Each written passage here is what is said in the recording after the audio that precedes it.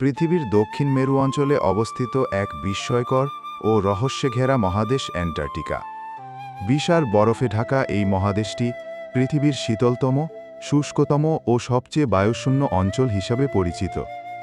মানব সভ্যতা থেকে দূরে, নীরবতা ও প্রাকৃতিক কঠোরতার মাঝে অবস্থান করা এই ভূখণ্ড আবহাওয়া, পরিবেশ, প্রাণীজগৎ এবং বৈজ্ঞানিক গবেষণার ক্ষেত্রে এক অসামান্য সম্পদ হিসাবে বিবেচিত হয়। অ্যান্টার্কটিকার ভৌগোলিক পরিচয়। অ্যান্টার্কটিকা পৃথিবীর দক্ষিণ মেরু অঞ্চল জুড়ে বিস্তৃত। এর আয়তন প্রায় 1,40,00,000 বর্গ কিলোমিটার, যা ইউরোপ এবং অস্ট্রেলিয়ার মিলিত আয়তনের চেয়েও বড়। শীতকালে সমুদ্রের উপর বরফ জমে এর আয়তন প্রায় দ্বিগুণ হয়ে যায়। মহাদেশটির প্রায় 98% এলাকা বরফে ঢাকা, এবং এই বরফের গড় গভীরতা প্রায় 1.9 কিলোমিটার। অ্যান্টার্কটিকার ভেতরে রয়েছে দুইটি প্রধান অংশ। এই দুই অঞ্চলকে পৃথক করেছে ট্রান্সআর্কটিক পর্বতমালা, যা একাধিক বরফ ঢাকা পর্বতের সমন্বয়ে গঠিত। এই পর্বতমালার মধ্যে কিছু চূড়া এতটাই উঁচু যে তারা বরফের উপর মাথা তুলে থাকে। জলবায়ু ও পরিবেশ। অ্যান্টার্কটিকা পৃথিবীর সবচেয়ে শীতল মহাদেশ। 1983 সালে সোভিয়েত ইউনিয়নের ভস্তক গবেষণা কেন্দ্রে পৃথিবীর সর্বনিম্ন তাপমাত্রা রেকর্ড করা হয়। এখানে গড় গ্রীষ্মকালের তাপমাত্রা উপকূলীয় অঞ্চলে 0 ডিগ্রি সেলসিয়াসের কাছাকাছি থাকলেও অভ্যন্তরীণ অঞ্চলে তা -30 ডিগ্রি সেলসিয়াস পর্যন্ত হতে পারে। অ্যান্টার্কটিকায় বৃষ্টিপাত প্রায় নেই বললেই চলে, বরং এটি একটি মরুভূমি, যদিও এটি বরফে ঢাকা। শুধুমাত্র উপকূলীয় এলাকাগুলোতেই কিছুটা তুষারপাত ঘটে। শুষ্ক বাতাস, প্রচণ্ড ঠান্ডা এবং প্রবল বাতাস এই মহাদেশকে মানব বসতির জন্য অযোগ্য করে তোলে। অ্যান্টার্কটিকার বরফ শাস্তর পৃথিবীর সবচেয়ে বড় মিষ্টি পানির আধার। ধারণা করা হয় এই মহাদেশের বরফে বিশ্বের সংরক্ষিত মিষ্টি পানির প্রায় 70%। এই বিশাল বরফখণ্ডগুলো বিভিন্ন হিমবাহ ও আইস শেলফ তৈরি করে, যা সমুদ্রের দিকে ধীরে ধীরে গড়িয়ে পড়ে। বিশেষভাবে রস আইস শেলফ ও রোনে আইস শেলফ পৃথিবীর অন্যতম বরফ ভাসমান প্লেট। এদের ভাঙন বা গলন সমুদ্রপৃষ্ঠের উচ্চতায় পরিবর্তন ঘটাতে পারে, যা বিশ্বের অনেক উপকূলবর্তী এলাকার জন্য হুমকি। চরম আবহাওয়া সত্ত্বেও অ্যান্টার্কটিকার প্রাণীজগৎ উল্লেখযোগ্য। যদিও এখানে স্থলচর প্রাণী খুব কম, তবুও শামীম সামুদ্রিক জীববৈচিত্র্যে এটি অনন্য। পেঙ্গুইন। অ্যান্টার্কটিকার সবচেয়ে প্রতীকী প্রাণী হল পেঙ্গুইন। এদের মধ্যে এম্পেরর পেঙ্গুইন সবচেয়ে বড় এবং একমাত্র প্রজাতি যারা শীতকালে প্রজনন করে।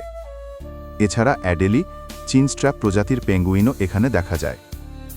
অ্যান্টার্কটিকার উপকূলীয় অঞ্চলে ওয়েডেল সিল, লিপার্ড সিল এবং ক্র্যাব ইটার সিল প্রচুর পরিমাণে দেখা যায়। তিমিদের মধ্যে ব্লু হোয়েল, মিনকে হোয়েল ও ওরকা এখানে নিয়মিত বিচরণ করে। এই অঞ্চলের বাস্তুতন্ত্রের প্রাণকেন্দ্র হল ক্রিল, ছোট চিংড়ির মতো সামুদ্রিক প্রাণী যা পেঙ্গুইন, সিল, তিমি সহ বহু প্রাণীর খাদ্য। অ্যান্টার্কটিকা মানব বসতির উপযোগী না হলেও বৈজ্ঞানিক গবেষণার জন্য একটি অত্যন্ত গুরুত্বপূর্ণ ক্ষেত্র। বিশ্বের নানা দেশের প্রায় 70টির গবেষণা কেন্দ্র এই মহাদেশে কাজ করছে। এখানে ভূতত্ত্ব, আবহাওয়া বিকিরণ, জীববিজ্ঞান এবং জলবায়ু পরিবর্তন নিয়ে গবেষণা করা হয়। 1959 সালে স্বাক্ষরিত অ্যান্টার্কটিক চুক্তি অনুসারে এই মহাদেশ শুধুমাত্র প্রান্তিপূর্ণ ও বৈজ্ঞানিক উদ্দেশ্যে ব্যবহার করা যাবে। সামরিক কার্যকলাপ, খনিজ ও পারমাণবিক পরীক্ষা এখানে নিষিদ্ধ। বর্তমানে 54টি দেশ এই চুক্তির সদস্য। অ্যান্টার্কটিকা হাজার বছর ধরেই মানব চোখের বাইরে ছিল। ধারণা করা হয় প্রথমবার ইউরোপীয় অভিযাত্রীরা 1820 সালের দিকে এই মহাদেশের চূড়ান্ত উপকূল দেখতে পান। পরবর্তীতে রোয়াল্ড অ্যামুন্ডসেন 1911 সালে প্রথম দক্ষিণ মেরু জয় করেন। এই অভিযানগুলি ছিল অত্যন্ত বিপদসংকুল এবং বহু অভিযাত্রী তীব্র ঠান্ডা ও খাদ্য সংকটে মৃত্যুবরণ করেন। তবে তাদের সাহসিকতা অ্যান্টার্কটিকাকে বৈজ্ঞানিক চর্চার মূল মঞ্চে নিয়ে আসে। অ্যান্টার্কটিকার বরফের নিচে অবস্থিত ভোস্টক হ্রদ ও অন্যান্য হিমবাহের নিচের তরল জলের হ্রদগুলো বিজ্ঞানীদের আকর্ষণ করেছে। এসব হ্রদে লক্ষ লক্ষ বছর ধরে সূর্যালোকের অনুপস্থিতিতে জীবাণু টিকে আছে কিনা তা নিয়ে গবেষণা চলছে। বিজ্ঞানীরা বিশ্বাস করেন এসব পরিবেশে কোনো জীবের অস্তিত্ব থাকলে তা পৃথিবীর বাইরের গ্রহে প্রাণের অস্তিত্বের সম্ভাবনাকেও ইঙ্গিত দিতে পারে। আন্টার্কটিকার গলে যাওয়া বরফ বিশ্বের জন্য এক ভয়াবহ সংকেত। বিশেষ করে পশ্চিম আন্টার্কটিকার বরফ দ্রুত গলছে। এর ফলে সমুদ্রপৃষ্ঠের উচ্চতা বাড়ছে, যা উপকূলীয় শহর ও দ্বীপগুলোর জন্য হুমকি।